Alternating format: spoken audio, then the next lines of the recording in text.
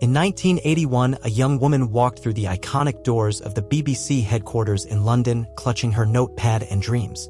Her name was Helen, and like many women of her generation, she believed hard work and talent would carry her far. What she didn't expect was the silent code everyone seemed to know, but no one ever said aloud. In meetings, hands sometimes lingered too long. In hallways, jokes were whispered that never felt quite right. Helen didn't tell anyone. Not because it wasn't serious, but because, at the time, it didn't seem like she had a choice. Years later, the world would know her as the author behind Bridget Jones. But few knew what it cost her to get there. She carried a story for decades. And now she's finally telling it. Hit like, subscribe, and let's go. Helen grew up in Yorkshire, in a modest, book-filled home where stories mattered more than status. Her parents were kind, practical people, her mother a teacher, her father a quiet man who believed in asking questions and listening more than speaking. At school, Helen was the type of girl who blended in, but her notebooks told a different story. She filled them with clever observations and dry humor, often poking fun at herself more than anyone else. By her early 20s, she had earned a place at Oxford and later a spot at the BBC, an exciting job behind the scenes of a children's television show. It wasn't glamorous, but it was a start. She kept her head down, worked hard, and learned fast. Looking back, it was a simpler time, or at least it seemed that way, before the things no one talked about started to feel impossible to ignore. It started with something so subtle, Helen almost convinced herself it didn't happen. She was helping organize props for a children's segment when one of the senior producers approached, charming, loud, the type everyone seemed to laugh with a little too easily. He made a joke, lightly touched her arm. Nothing unusual. But then, as he leaned in to adjust her collar for the camera, his hand lingered just long enough to register. Helen froze for a second, then forced a polite smile, unsure whether to say something or laugh it off like everyone else did. Later that night, she replayed the moment over and over. Was it innocent? Was she imagining it? At work the next day, he acted as if nothing had happened. And maybe she told herself it hadn't. But from that day on, Helen started noticing things she hadn't before. Small things. Quiet things. Over the following weeks, the incidents kept happening, always small, always just on the edge of deniability. A hand on her lower back that stayed too long during a crowded production meeting. A whispered comment about her appearance, said with a smile but landing like a warning. Helen noticed how the older women kept their heads down, how no one ever called it out. She began adjusting her wardrobe, higher collars, looser sweaters.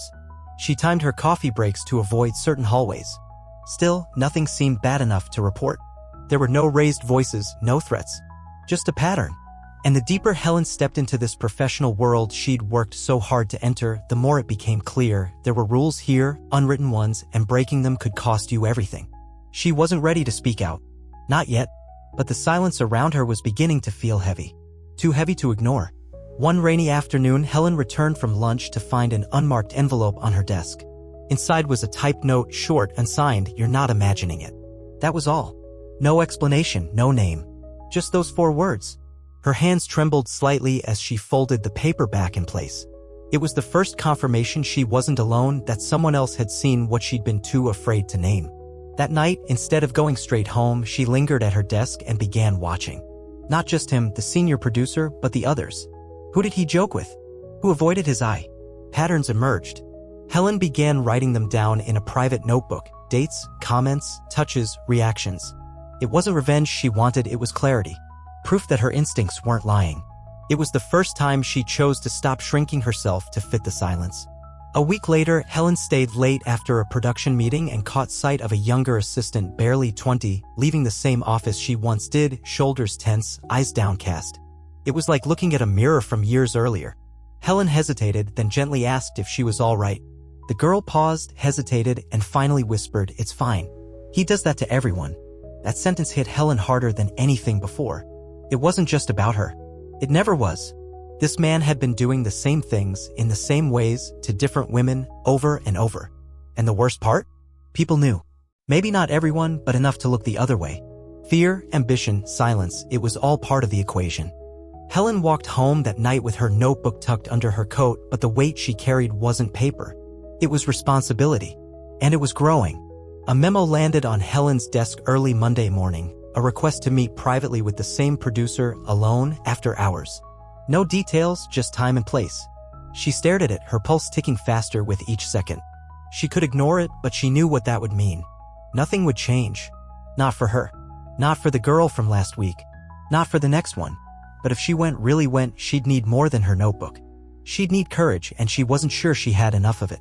That afternoon, she printed 3 pages of her notes and sealed them in an envelope, addressing it to someone higher up, someone who, she hoped, would care. She didn't send it yet, but she kept it in her bag. As the meeting time drew near, Helen stood outside the office door, heart pounding. Would she walk in or finally walk away? What would you have done? Helen didn't go into the meeting.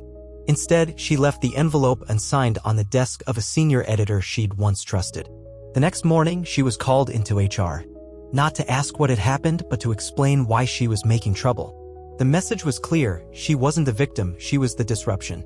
Rumors began to swirl. A project she'd been promised quietly disappeared. Colleagues grew distant. Doors closed faster than they opened. For a moment, Helen regretted everything. She had risked her career, her future, for what? A warning note. A frightened assistant. A file that might never be read. She felt alone. Utterly alone. But that evening, as she gathered her things in silence, she found a small note left on her desk. Just 2 words: thank you. It wasn't everything, but it was enough to keep going. Months passed. Helen didn't lose her job, but her path at the BBC shifted. She was moved to less visible projects, her name appeared less often. Still, she stayed. Not out of fear, but resolve. Quietly, she began mentoring younger women, sharing what she wished someone had told her years earlier. She never spoke publicly about what happened, not then. But she wrote. Slowly, steadily, she poured her observations, frustrations, and humor into fictional characters, one of whom, years later, the world would come to know as Bridget Jones. What the world read as comedy was, for Helen, also truth. A way to reclaim control. She didn't bring down the man, but she broke the silence. And for many, that was the beginning of change, not the kind that makes headlines, but the kind that matters most. Sometimes, the smallest act of courage plants the deepest roots. Now in her 60s, Helen often reflects on that chapter of her life with a mix of sadness and quiet strength. She never became an executive, never sought power, but her voice reached millions in a different way. Through books, through laughter, through flawed but honest characters, she gave women a mirror. And while she never named names, her silence was no longer submission, it was her choice, on her terms. She still wonders sometimes, if she hadn't spoken up, would anything have changed? And what about all the women who still feel they can't? Not all victories come with applause. Some live quietly in the background, shaping what comes next. Have you ever stayed silent when something felt wrong because speaking up felt too risky? Would you do the same again? Let us know in the comments. Your story might help someone else find their voice.